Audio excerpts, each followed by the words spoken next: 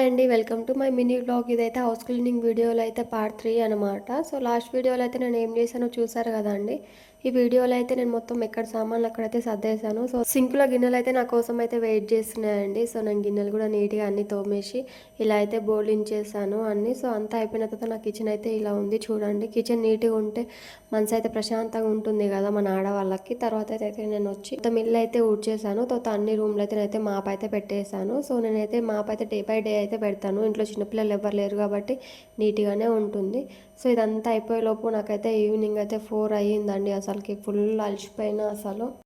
So, house cleaning videos అయితే నేను ఈ మినీ బ్లాగ్‌తో అయితే ఎండ్ చేస్తున్నాను. ఇంకా నా నుండి మీరు ఎలాంటి వీడియోస్ ఎక్స్‌పెక్ట్ చేస్తున్నారో నాకైతే కామెంట్ చేయండి. నేనైతే పక్కా చేస్తా ఆ వీడియోస్ అయితే. అలాగే శోభా రాథోడ్ యూట్యూబ్ ఛానల్ అయితే సబ్స్క్రైబ్ చేసుకొని కొంచెం లైక్ అయితే వేసి సపోర్ట్ అయితే చేయండి.